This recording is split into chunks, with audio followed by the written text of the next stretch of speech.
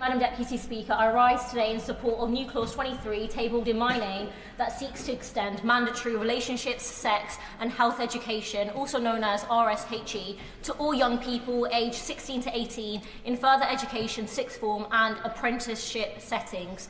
Currently, RSHE is compulsory only until the end of Key Stage 4 when students are 16 years old, yet young people remain in educational training until the age of 18. This, therefore, creates a dangerous gap, a gap where thousands of young people are left without the vital education they need to stay safe and informed during a crucial and vulnerable period of their lives. Government data paints a stark picture. Statistics from the Office for National Statistics shows that 16 to 19-year-olds experience the highest rates of domestic abuse of any age group, with 8% reporting incidents in the past year. This is precisely the age when young people are beginning to explore intimate relationships, a time when they need guidance on recognising coercive control, domestic abuse and harmful behaviours.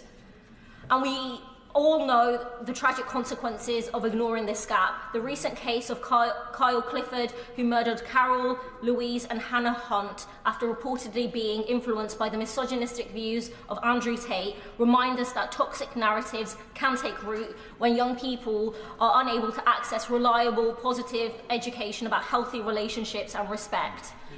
This topic has also been powerfully explored by the new Netflix series Adolescence by Stephen Graham, which addresses the impact of misogynistic and harmful ideologies, particularly among vulnerable young people. The series, which I recommend everyone should watch, highlights how a lack of proper education on relationships and self-worth can leave young people susceptible to dangerous and controlling behaviour.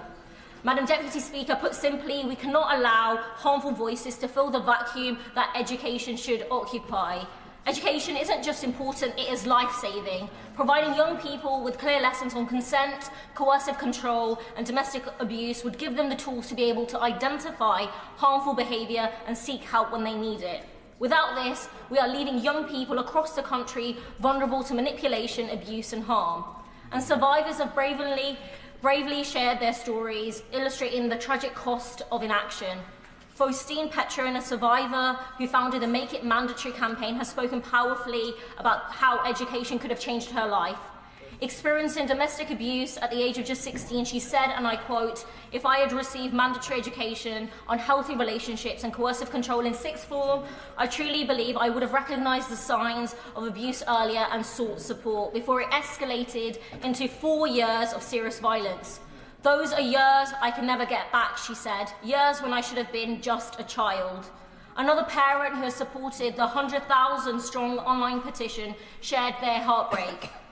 And I quote this from their testimony. "My daughter ended her life in January 2022, aged just 21, because she was in a coercive and controlling relationship and was abused on every level. The perpetrator was a boy she met at school and had known since she was 12 years old." Another signatory said, "I wish I had known about coercive control at 16 when I entered an abusive relationship and stayed in it for 9 years. I thought that because there was no physical violence, it couldn't be abuse. Teenagers need educating about this." These stories are not isolated. Reports from the Everyone's Invited platform highlighted that 142 further education and sixth form colleges in England were named in testimonies of sexual violence. These shocking accounts demand urgent action. And Madam Deputy Speaker, this amendment has broad support. The Women and Equality Select Committee recommended this change in 2023. The Chief Medical Officer, the Children's Commissioner and organisations like Brooke, the End Violence Against Women Coalition and the Sex Education Forum have all called for RSHE to be extended to 16 to 18 education providers. Ultimately, this amendment is a matter of prevention and protection. It's about giving young people the tools to identify unhealthy relationships, to know where to turn to for help, and to foster respect and understanding in their personal lives.